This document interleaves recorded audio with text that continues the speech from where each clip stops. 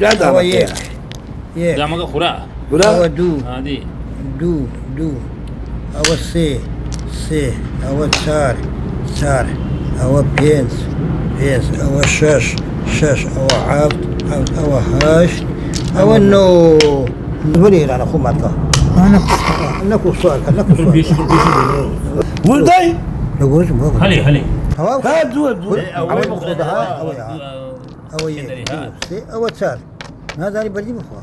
لا دعوة كامل دعوة سام كل اللي بيوها عمليه فقير بابا شو لا ماشي باشا بالله صايخ علي مسكوي لا هولي لا ما داري دولة كردية دولة شتوها فرع عبد الله بنان دستو عمل لقى عملان أزلو إيش نذكر راد ما دام يدك إجازة دوميني صايخ علي مسكوي زور كذا بس داري دولتنا كردية لا والله هو يك أول اللي بخو هو دو هو سي أو يبخو عبد الله هو شار أو يبخو عبد الله هو بير أو عوني فنزا صالة قما يدك الريك فنزا صالة هي زيتنا وعلى زيتوني بي لما انتقيت سلعة عبك تبيل خذ باش ترى ما عايز والله لما انتقي منية ليرة لا شيء صار هي شيء دام يدك الشيء مجموعة وانا عملة عيبني لو قرايو لا قهوة انا كذا يمين أو كلك التيوري ده لقيت سمعت عمرو ديمين ولقيت كورجوس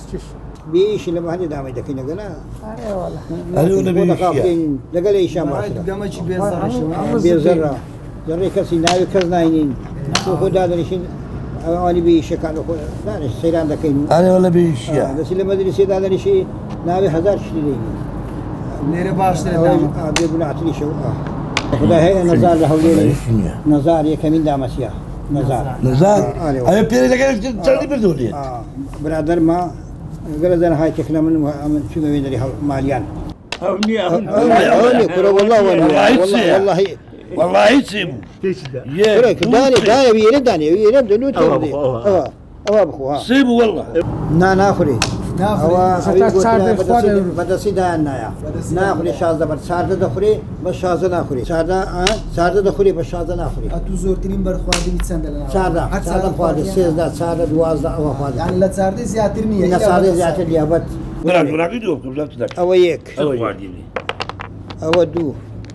او سي او صار او بينس او شاش او عبد زاريش عفتم فوار هشتم فوار او هشت زاد حبو زادي هجبو او شو ما بدي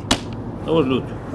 دي شتي عالم بيتر باش فيها باش فيها دي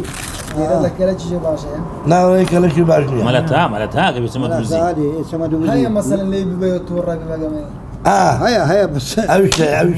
كلنا حاضر ضربني شيء عند عايز تشتري نبي كاتبة هاتية وزعلة قلتيتي